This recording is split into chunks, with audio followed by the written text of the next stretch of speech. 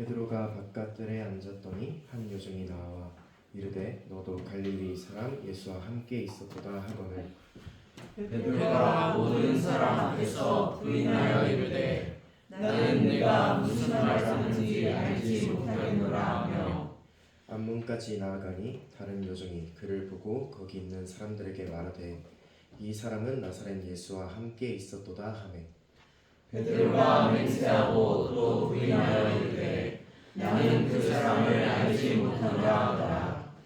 조금 후에 곁에 섰던 사람들이 나와 베드로에게 이르되 너도 진실로 그 도당이라 내 말소리가 너를 표명한다 하거늘 그가 저주하며 맹세하여 이르되 나는 그 사람을 알지 못하노라 하니 곧 닭이 울더라.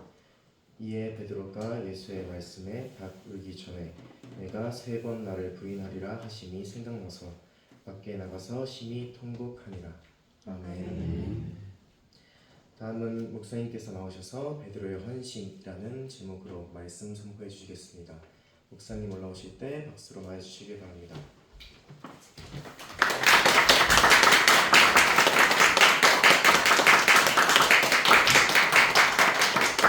감사합니다.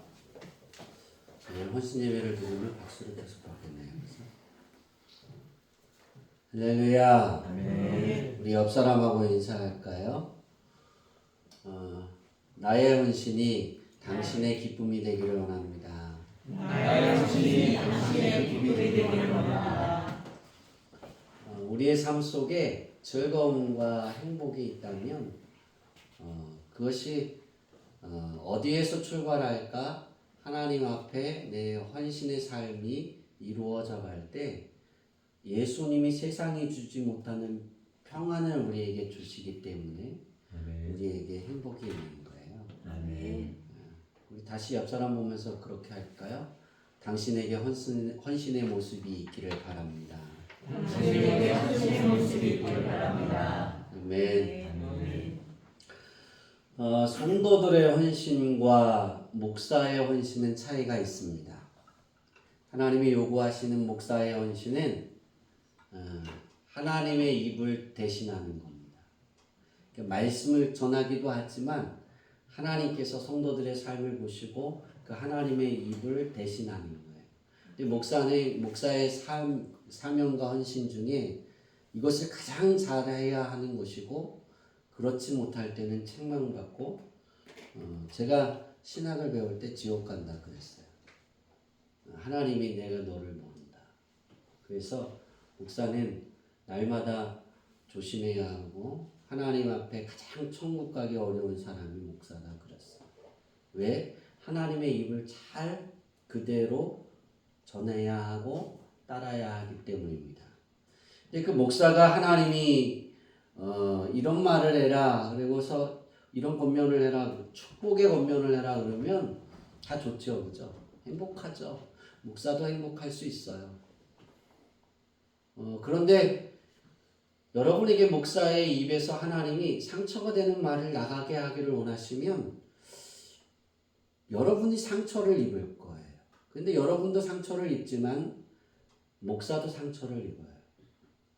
저 같은 경우는 그런 것 같아요. 왜 목사님이 저렇게 말하실까? 왜 그러실까? 저도 하기 싫어요. 그런데. 근데 입을 열면 나가게 돼 있어요. 그러면 상처가 돼요. 왜 상처를 하나님이 입히는 말을 듣게 하실까? 거기에 하나님이 생각하시는 새살이 돋을 수 있기 때문입니다. 근데 목사는 축복의 말을 하든 또 상처의 말을 하든 이 헌신의 상을 하면서 목사가 상처를 입는다는 건 그 말을 한 것이 마음에 걸리고 아픈 거예요. 그래서 목사는 날마다 하나님께 기도합니다. 하나님, 축복의 말을 이렇게 전했는데 우리 자녀가 이런 모습이 있는데 이렇게 되기를 원합니다. 또 상처 입은 모습이 있으면 그 상처의 말을 전하면 그냥 잊어버리는 것이 아니라 저는 지금도 제가 지금까지 여러분에게 말했던 것들을 기억합니다. 그리고 하나님께 기도합니다. 헌신이 목사의 헌신은 이래서 쉽지 않은 거예요. 되게 쉽게 보는데 목사의 삶은 쉽지 않아요. 근데 성도들의 헌신이 있습니다. 그럼 목사의 헌신은 이런 것이라면 성도들의 헌신은 어떤 것일까? 성도들의 헌신은 내 생활에서 벌어지는 모든 일 때문에 예배로 이어져야 되는 거예요. 축복 때문에 축복의 삶이 막 내게 막 그 샘물처럼 일어나요. 그것이 예배로 이어져야 돼요. 염려와 근심이 막 일어나요. 오늘 본문의 킴포인트는 75절이에요. 예수님이 내가 다굴기 전에 3번 나를 부인할 것이다. 그것이 기억났다 그랬어요. 베드로가. 그래서 어떻게 했냐면 밖에 나가서 통곡했다 그랬어요. 성경. 얼마나 슬펐을까? 내가 왜 그랬을까? 여러분이 요한복음 21장을 읽으면서 아마 창피함에 대한 묵상을 했을 거예요. 이 일이 있고 나서 얼마 후에 예수님이 고기 잡고 있는 그 제자들에게 찾아가셔서 베드로에게 질문한 것이 21장이잖아요. 얼마나 창피했겠어요. 그런데 베드로는 내가 주님을 사랑합니다. 그 고백이 되는 거예요. 자, 우리가 헌신해서 내 생활에 벌어지는 모든 상황, 모든 일들이 어디로 맞춰지냐면 하나님께 예배에 맞춰지는 거예요. 우리 학생들이 오늘 헌신 예배를 드리면서 예수님의 사랑을 실천하는 학생의 헌신 예배 그렇게 했어요. 참 멋있는 그렇게인 것 같아요. 제가 생각해보지 못한. 그런데 저거 안에 어떤 삶이 되어야 되냐면 우리 학생들이 살아가면서 괴로움을 당하고 염려가 있고 좋을 때도 있고 슬플 때가 있고 시험 보기 전에는 슬프잖아요. 그죠? 행복한 거예요. 시험 치르고 나서도 속 시원하죠. 그죠? 뒷일은 생각 안 하고 그죠? 근데 우리가 살아가면서 어려움이 있을 수 있어요. 학생들도. 근데 그게 어디로 이어져야 되냐면 하나님하고 부를 수 있어야 하고 그때에도 예수님을 내가 사랑합니다. 베드로가 고백했던 것처럼 내가 주님을 사랑합니다라고 고백할 수 있어야 하는 거예요. 오늘 헌신은 내가 하나님께 보여드리고 드릴 수 있는 최고의 믿음의 신앙입니다. 오늘 학생 예배가 학생들이 2명의 학생이 헌신 예배를 인도해 가고 부장님과 함께 가는데요. 거기에서 하나님께 내게 보여드리는 거예요. 그리고 하나님께 드릴 수 있는 거예요. 내가 드리는 거예요. 그게 뭘까? 내가 예수님을 사랑합니다. 그 고백이 우리 학생들의 삶의 기본이 됐으면 좋겠습니다. 헌신은 저와 여러분이 2월 15일에 묵상한 가나안 여인이 예수님을 만난 말씀에서 헌신이 어떤 것인지 더 자세히 알 수 있습니다. 그래서 그 헌신이 참 힘든 거예요. 왜냐하면 거기서 헌신은 예수님은 여인의 간청에 아무런 대꾸도 하지 않으셨어요. 그리고 흉악한 귀신에서 딸이 행방되기를 갑자기 간청하는데 예수님은 무시하고 제자들은 너무나 그 여인이 그것을 반복해서 하니까 짜증난 거예요. 그래서 어떻게 해요? 제자들이 예수님 저 소리 지르는 거 못 들으셨어요? 그리고 그 여인의 이야기를 제자들이 예수님께 말합니다. 그때 예수님의 대답은 우리가 기본적인 신앙생활에서 찾아볼 수 없는 엄청난 충격적인 이야기입니다. 그동안 예수님이 보이셨던 그 모습, 지금의 앞으로도 보이실 그 모습에서도 그것은 맞지 않는 예수님의 모습입니다. 예수님이 그러셨어요.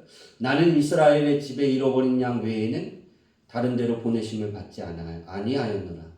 자녀에게 떡을 취하여 개들에게 던짐이 마땅하지 않다. 기도했는데 그 여인에게 직접적으로 말했어요. 왜? 하나님의 말이니까. 목사가 헌신이 이게 어려운 거예요. 그냥 들어주고 기도해주면 되는데 하나님이 그렇게 하지 않고 말하게 하시면 목사는 괴로움에 빠지게 됩니다. 이 뜻이 무엇이냐? 나는 너의 간청을 절대 들어주지 않을 거야. 더 나아가서 보면 너는 사람 같지도 않은 사람이야. 다시 말해서 개보다 못한 사람이야. 그렇게 말한 거예요. 자존심 상하지 않으세요? 화가 나지 않으세요? 목사가 내가 헌신하고 막 생활하는데 마음에 걸리는 말을 하면 이렇게 될 거예요. 굉장히 자존심 상할 거고 굉장히 아플 거예요. 이 여인도 그랬을 수도 있어요.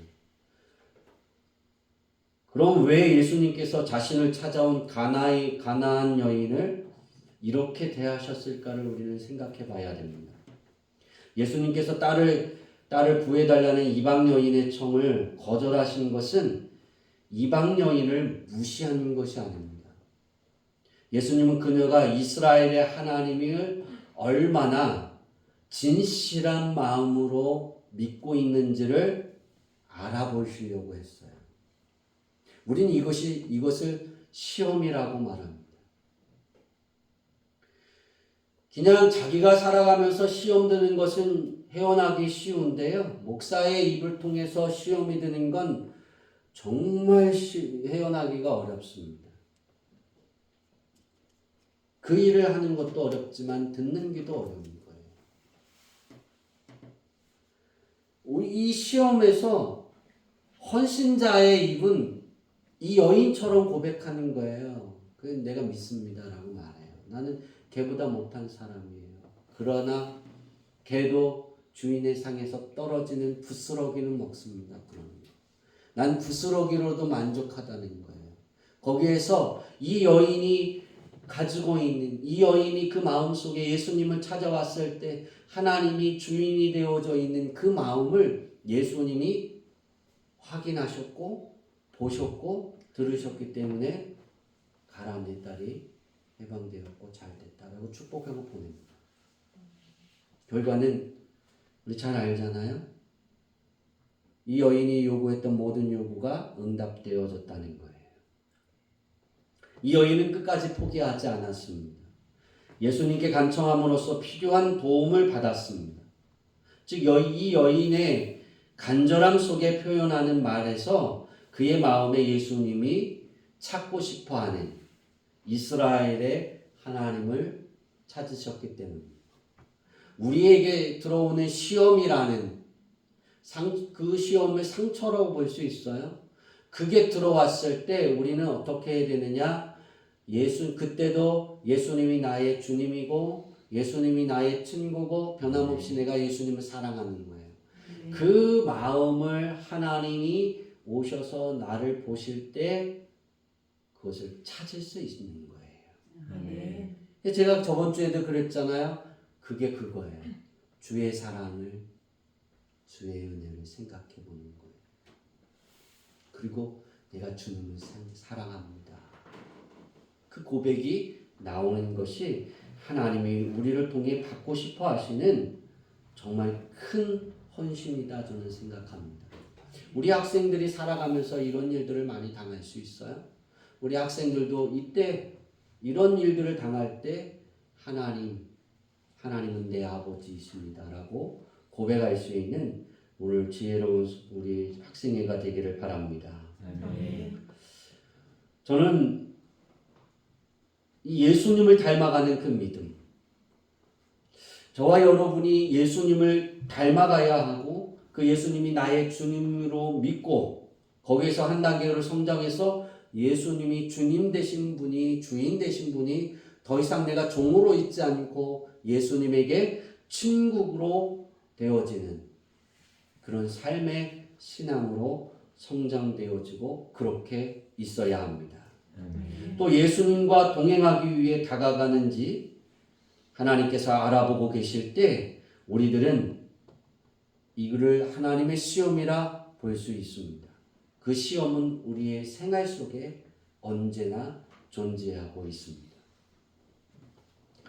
이 시험은 우리의 생활의 어려움과 두려움의 문제를 발생시켜서 어떤 선택을 하든지 내 마음에 여전히 예수님이 친구로 내주하고 동행하고 있는지 하나님은 들여다보고 계시는 시간이라는 거예요.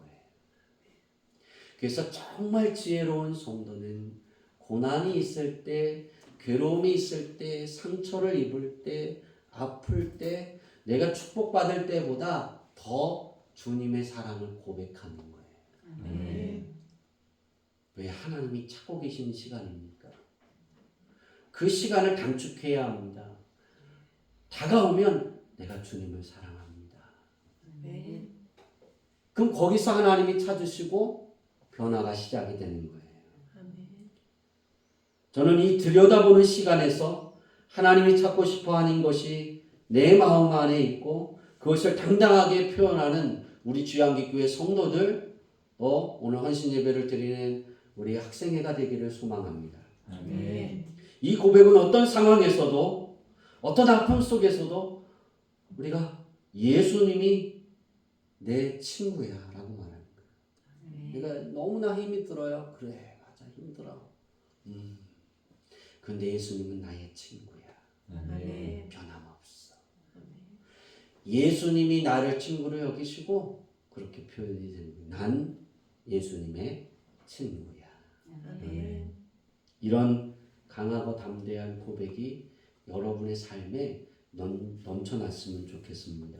아멘. 오늘 학생회를 통해서 하나님께 드리는 헌신 예배로 하나님이 내 마음을 들여보실 때 그리고 앞으로의 시간을 하나님이 들여다보실 때 찾으시는 것이 존재할 수 있기를 바랍니다. 아멘. 그런 입술이 되어지기를 바랍니다. 아멘.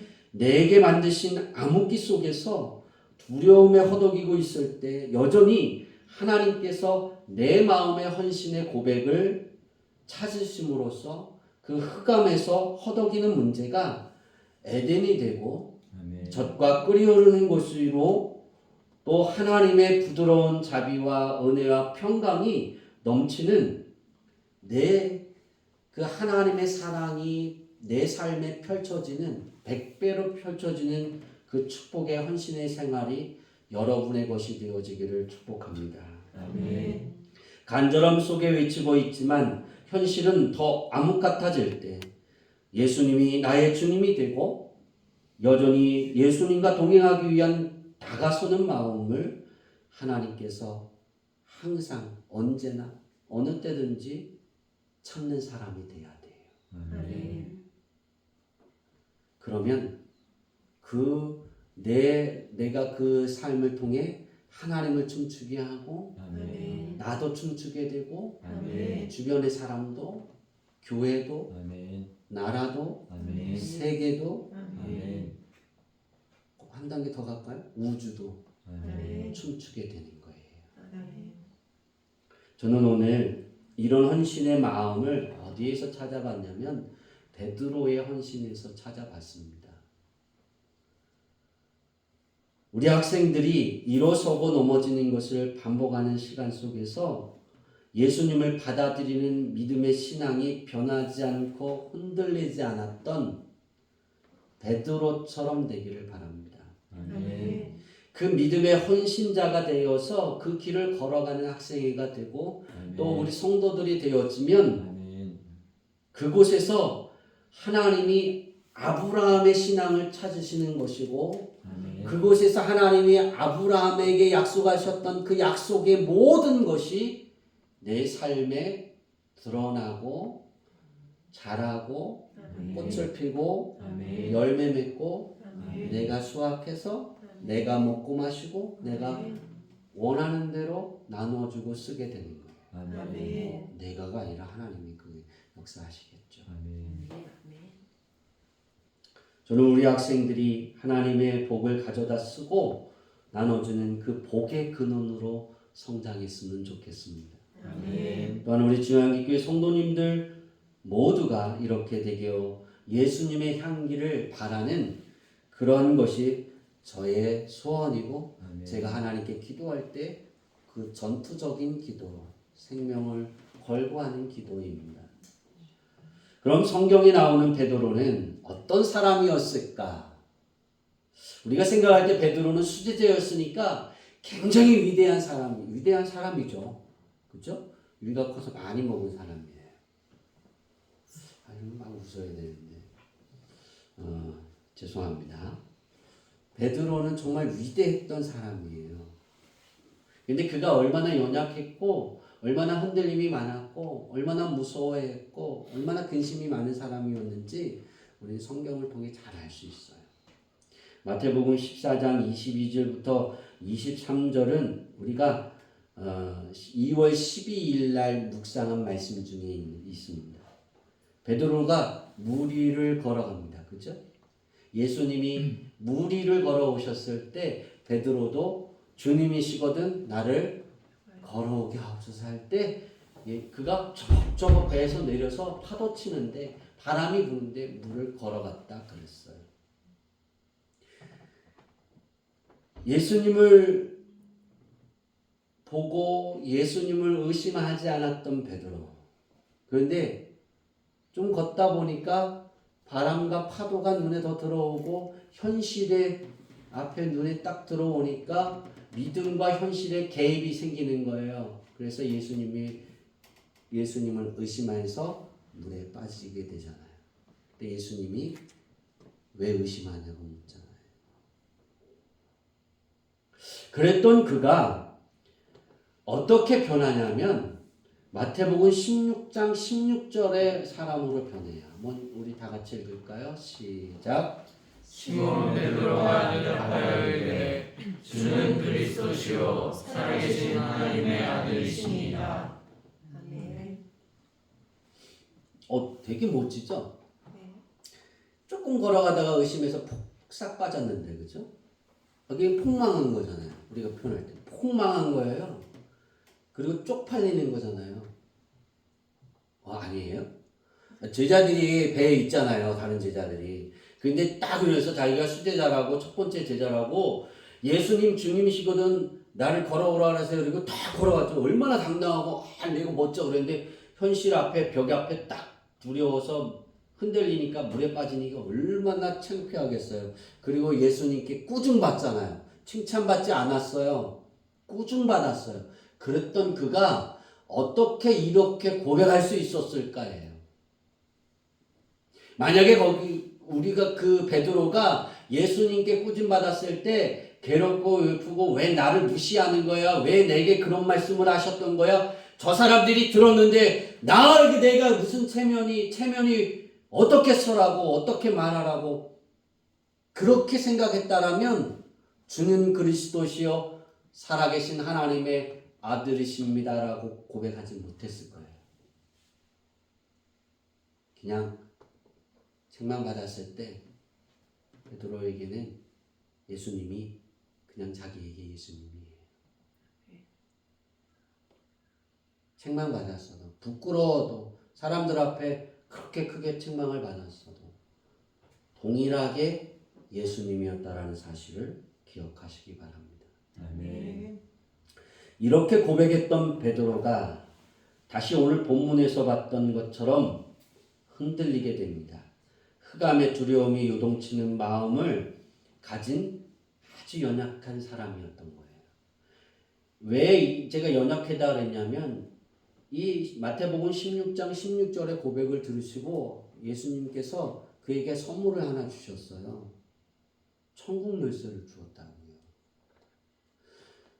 천국 열쇠를 받은 사람은 베드로 한 명밖에 없어요.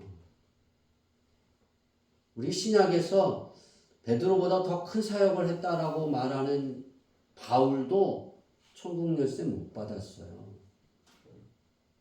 천국 열쇠예요. 네가 기도하는 대로 하늘에서 문도 열리고 닫히게 하고 그렇게 할 거야. 얼마나 대단한 약속이에요. 그걸 받았던 사람이 오늘 본문에 보면 이 흑암에서 흔들리고 요동하고 두려움에 넘쳐서 두려움에 휩쓸려서 예수님이 없었어요. 깨닫기 전까지 없었어요.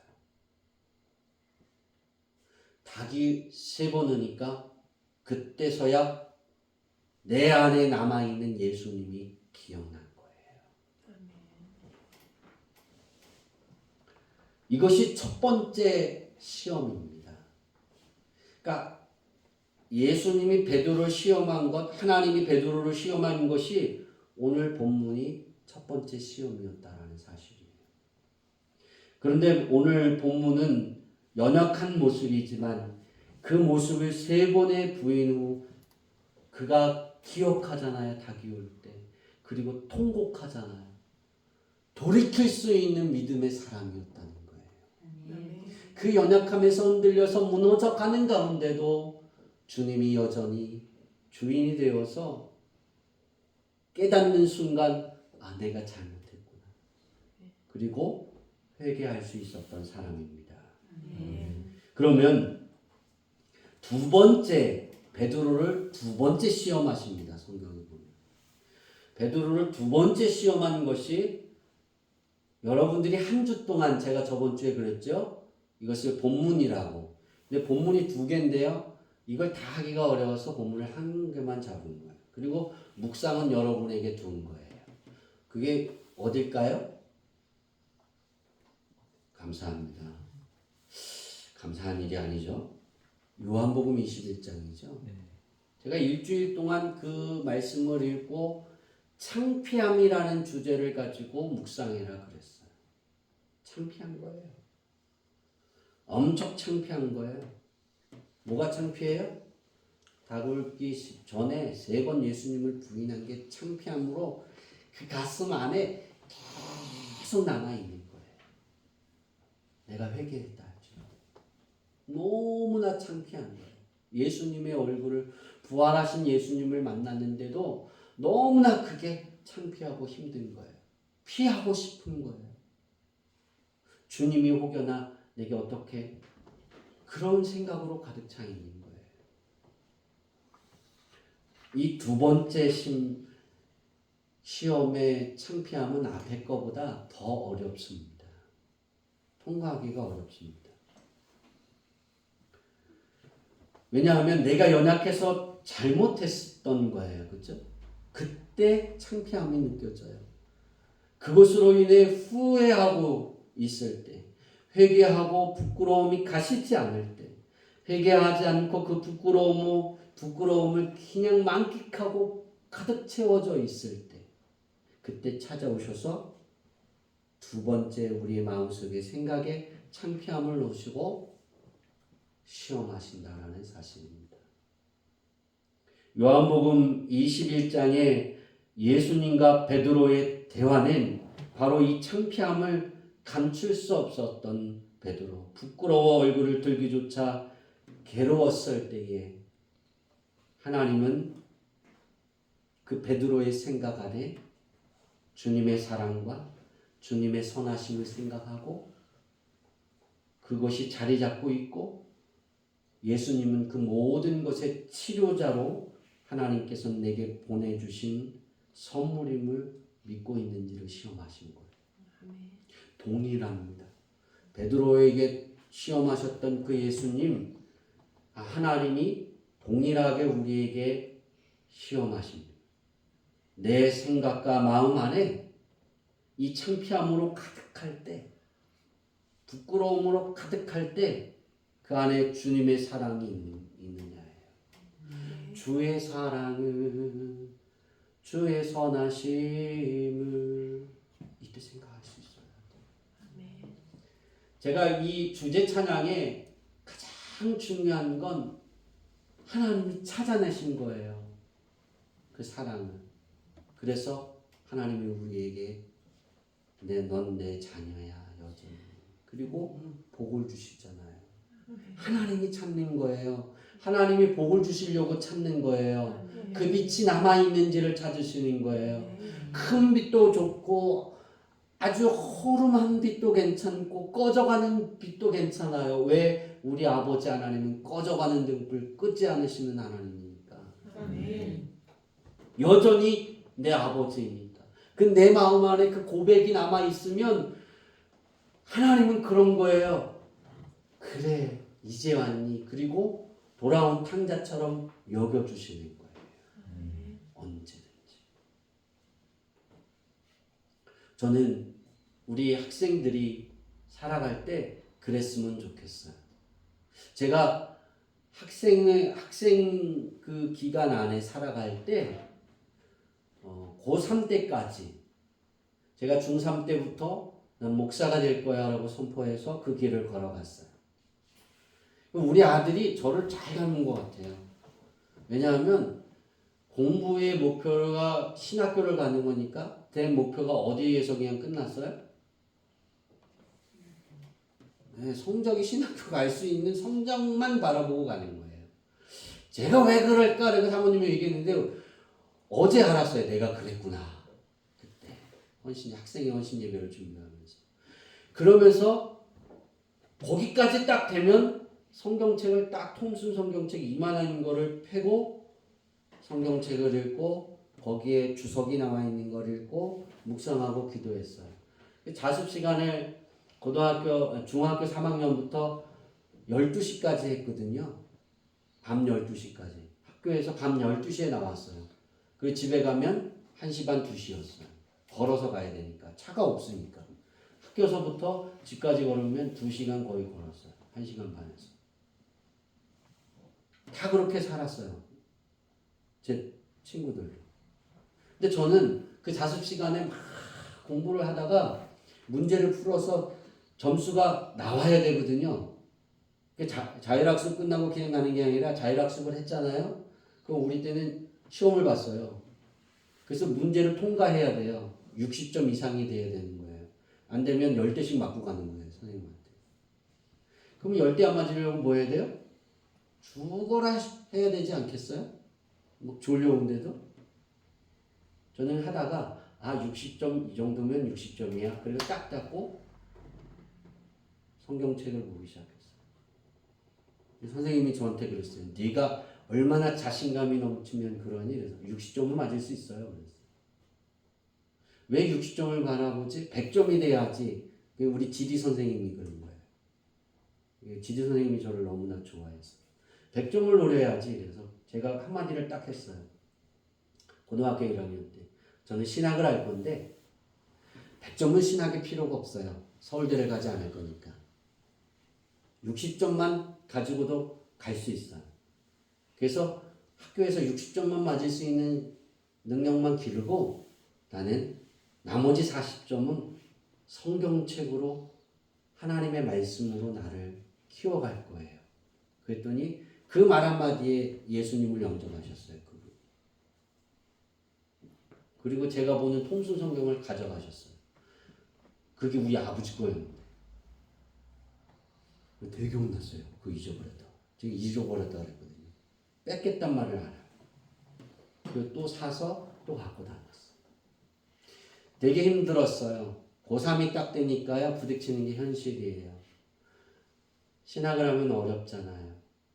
생활하기 어렵잖아요. 그래서 모건더의 그 국어 국문학과를 가라고. 왜냐면 제가 국문학을 너무 잘하니까.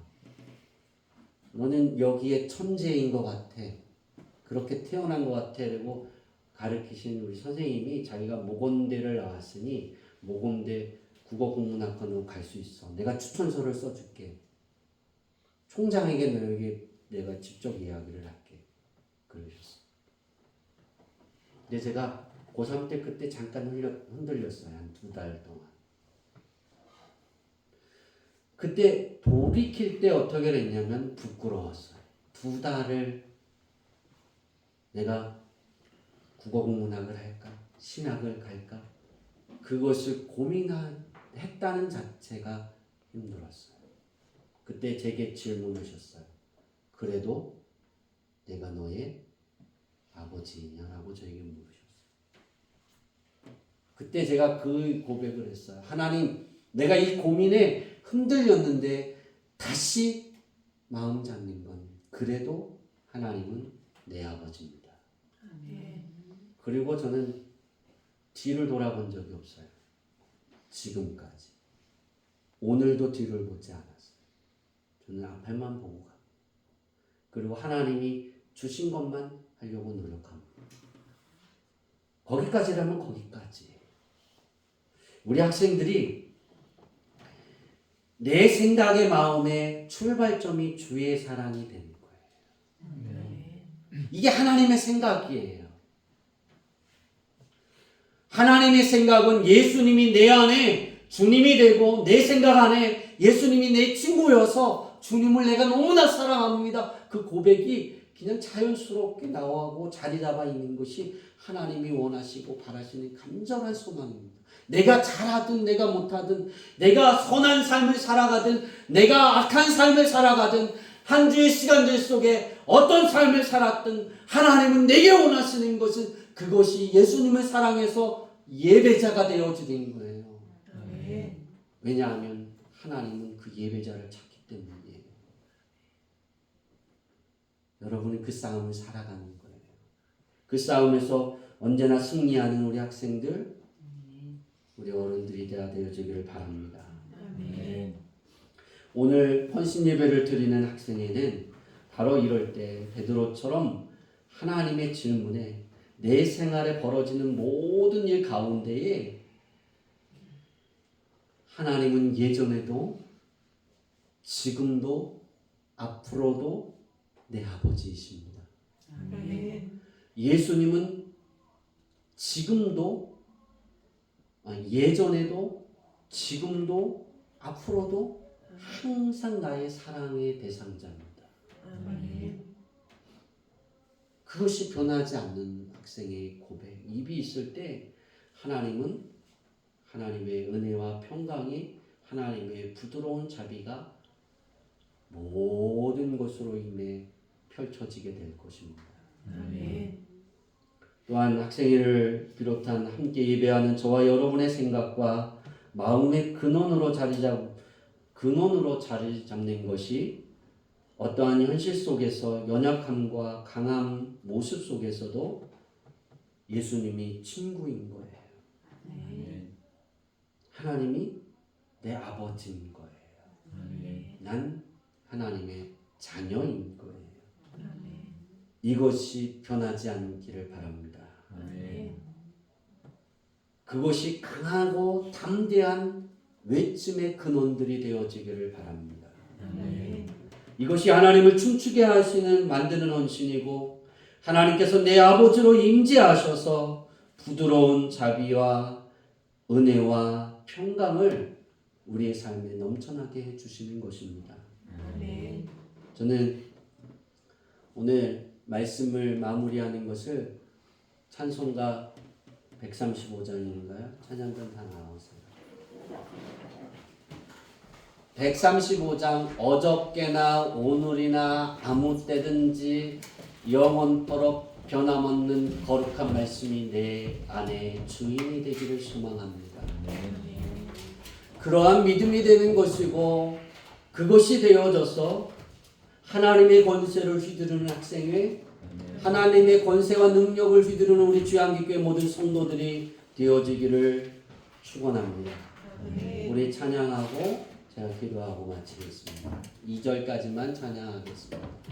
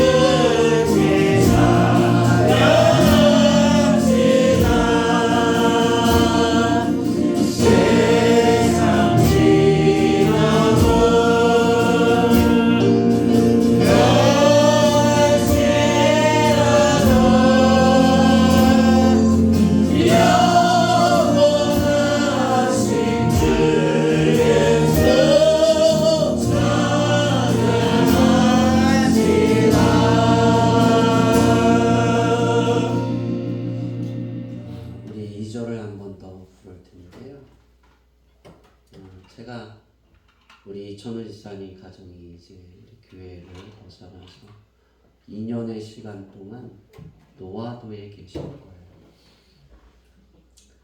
우리 김옥화 권사님도 마찬가지인데 2절의 가사를 잘 기억하세요.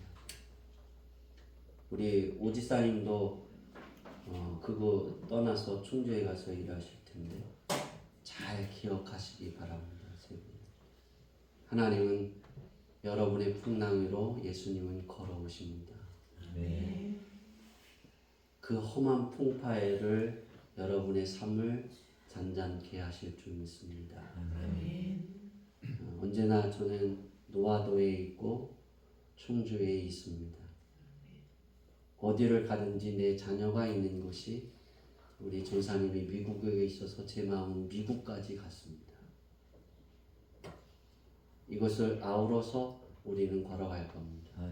우리가 우리 다시 한번 찬양할 때 우리 이천호 지사님, 우리 김옥화 권사님, 우리 오은혜 지사님의 삶에 풍랑이 있는 그 삶 속으로 예수님이 다가오셔서 겟세마네 동산에 기도하신 것처럼 잔잔케 되는 축복이 있기를 소망하는 마음으로 기도하는 마음으로 찬양하고 제가 기도하고 예배를 마치겠습니다.